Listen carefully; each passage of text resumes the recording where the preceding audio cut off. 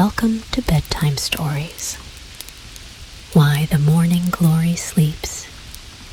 One day, the flowers got into a very angry discussion over the sun, of whom they were very fond.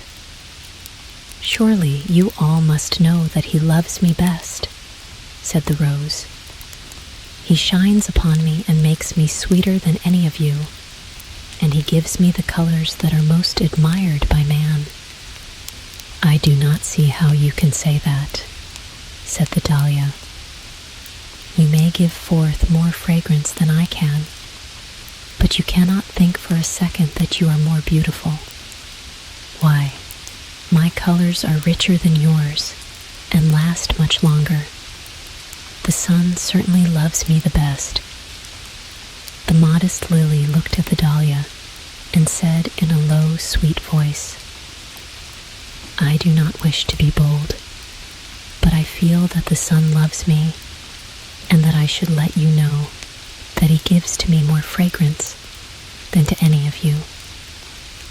Oh, hear Lily," said the others in chorus. "She thinks the king of day loves her best." The lily hung her head and said no more, for the other flowers quite frightened her with their taunts. "How can any of you think you are the best beloved of the sun?" said Golden Glow. "When you behold my glowing color, which the sun bestows on me, do any of you look so much like him as I do? No, indeed, he loves me best." The hollyhock looked down on the others with pitying glances. "It is plain to be seen that you have never noticed that the sun shines on me with more warmth than on you.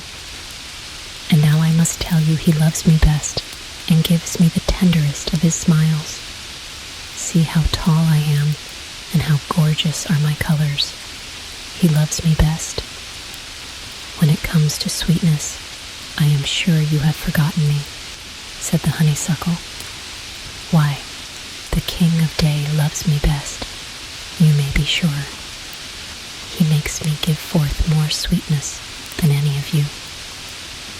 "You may be very sweet," said the pansy, "but surely you know that my pet name is Heartsease, and that the sun loves me best.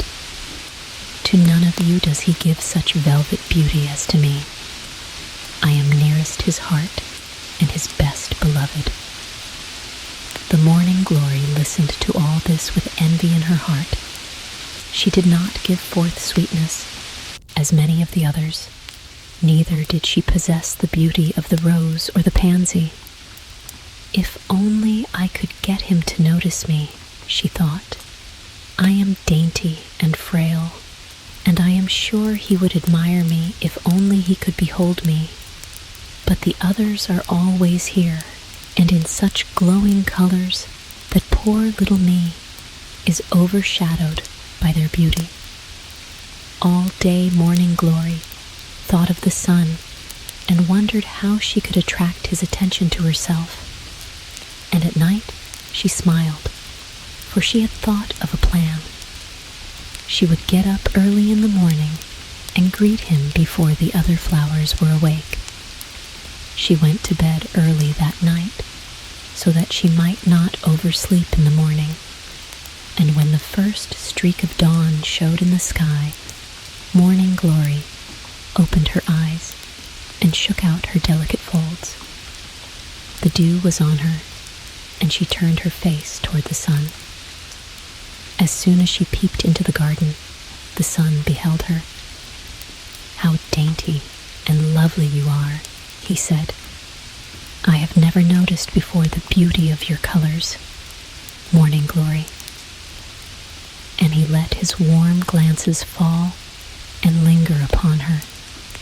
The sunflower all this time was watching with jealous eyes, for she was the one who had always welcomed the sun, and this morning he seemed to have entirely forgotten her. Still, Sunflower kept her gaze upon them and wondered what she could do to win back her king from the delicate little Morning Glory. But as she looked, she saw the Morning Glory sway and nod her head, She is going to sleep, said the sunflower. His warm breath makes her drowsy, or else she was up so early that she cannot keep awake.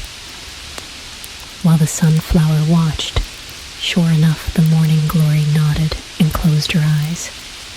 She was fast asleep, and the fickle sun, seeing that she no longer looked upon him, looked away and beheld the sunflower looking toward him with longing eyes. "Good morning, King," she said as she caught his eye, and she was wise enough not to let him know she had seen him before. So the sun smiled and turned his face upon them all, and the sunflower kept to herself what she had seen, knowing full well that she was the one who knew best how to keep his first and last glances. A little later, one of the flowers called out, "Look at Morning Glory. She is still sleeping. Let us tell her it is time to awaken." "Morning Glory, Morning Glory," they called, but she did not answer. She was sound asleep. "That is strange," said the rose. "I wonder if she has gone to sleep never to awake. I have heard of such things happening." After 2 or 3 mornings, the other flowers ceased to notice Morning Glory, for they thought she had ceased to be one of them. But the wise sunflower kept her own counsel. She knew that Morning Glory had to sleep all day in order that she might not miss the sun. But as I told you, she was wise enough not to complain, and she kept his love for her by so doing.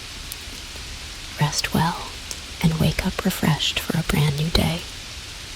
Good night and sweet dreams.